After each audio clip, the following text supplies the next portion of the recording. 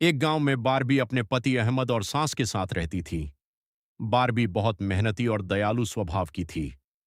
वह रोज सुबह सबसे पहले उठती, आंगन में झाड़ू लगाती, जानवरों को चारा देती, नाश्ता बनाती और फिर घर के दूसरे कामों में लग जाती। पूरे गांव में उसकी तारीफ होती थी, लेकिन उसकी सास को यह सब पसंद नहीं था। वह हर समय बारबी में कोई न कोई कमी निकालती रहती थी। एक दिन बारबी सुबह से शाम तक काम करती रही। उसने घर की सफाई की, खाना बनाया, जानवरों की देखभाल की और खेत से सब्जियां भी लाकर दीं।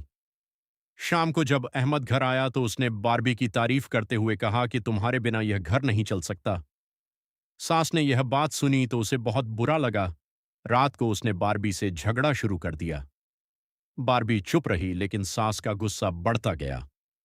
आखिरकार उसने बारबी से कह दिया कि आज के बाद तुम इस घर में नहीं रहोगी। बारबी की आंखों में आंसू आ गए। उसने बहुत कोशिश की कि सास को समझा सके, लेकिन सास नहीं मानी। बारबी ने अपने कुछ कपड़े एक थैले में रखे और घर छोड़ दिया। रात का समय था, आसमान में चांद चमक रहा था और गांव की गलियां सुनसान थीं। बारबी चलती रही, यहां तक कि गांव के किनारे एक पुरानी खाली झोपड़ी के पास पहुंच गई।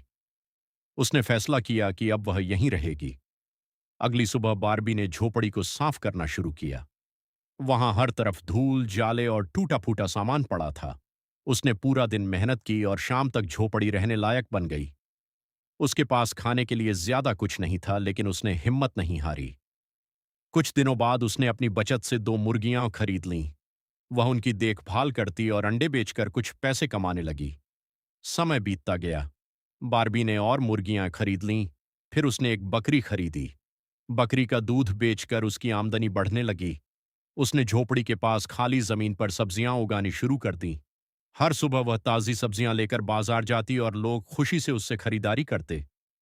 सभी उसकी मेहनत की प्रशंसा करते थे। कुछ महीनों बाद बारबी की जिंदगी बदलने लगी। उसके पास कई मुर्गियां, बकरियां और एक गाय भी हो गई। उसने झोपड़ी की जगह एक सुंदर घर बनवा लिया। घर के सामने फूलों का बगीचा था और पीछे सब्जियों का खेत। गांव के लोग उसे एक सफल महिला की मिसाल के रूप में देखने लगे। उधर सास के घर की हालत बिगड़ने लगी। घर के काम संभालने वाला कोई नहीं था। जानवर कमजोर होने लगे, खेतों का काम प्रभावित होने लगा और खर्चे बढ़ते गए। अहमद भी अक्सर चुप रहने लगा। एक दिन सास बीमार पड़ गई। उसकी देखभाल करने वाला कोई नहीं था। तब उसे बारबी की याद आई। उसे एहसास हुआ कि उसने बहुत बड़ी गलती की थी। कई दिनों तक सोचने के बाद सास बारबी के घर गई। जब वह वहां पहुंची तो हैरान रह गई। बारबी का घर बहुत सुंदर था, बगीचा हरा भरा था और जानवर स्वस्थ थे। बारबी पहले से ज्यादा खुश और सफल दिखाई दे रही थी।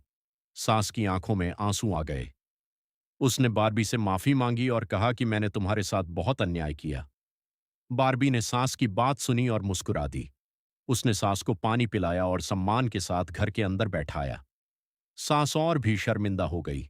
उसने कहा, अगर हो सके तो मुझे माफ कर दो।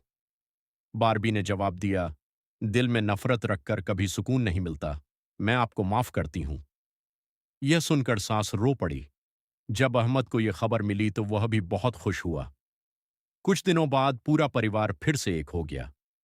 अब सास बारबी के साथ प्यार से पेश आती थी और हर जगह उसकी तारीफ करती थी। जिंदगी फिर से खुशियों से भर गई, लेकिन कहानी यहीं खत्म नहीं हुई। एक दिन गांव में खबर फैली कि एक शक्तिशाली जमींदार आसपास की जमीनें खरीद रहा है। वह गरीब लोगों को डराकर उनकी जमीनें हड़पना चाहता था। गांव के बहुत से लोग परेशान थे। बारबी ने फैसला किया कि वह अपने गांव वालों की मदद करेगी। जमींदार ने बारबी के पास भी संदेश भेजा कि वह अपना घर और जमीन बेच दे, लेकिन बारबी ने साफ इनकार कर दिया। जमींदार गुस्से में आ गया और उसने तरह तरह की चालें चलनी शुरू कर दीं। कभी वह लोगों को डराता, कभी झूठी अफवाहें फैलाता, मगर बारबी हिम्मत से काम लेती रही। उसने गांव वालों को एकजुट किया और सबको साथ खड़ा कर दिया। आखिरकार जमींदार की सारी चालें नाकाम हो गईं। गांव वाले अपनी जमीनें बचाने में सफल हो गए। पूरे गांव में खुशी मनाई गई। सब लोग बारबी का धन्यवाद करने लगे। सास ने गर्व से सबके सामने कहा, यह मेरी बहू नहीं, मेरी बेटी है। बारबी मुस्कुरा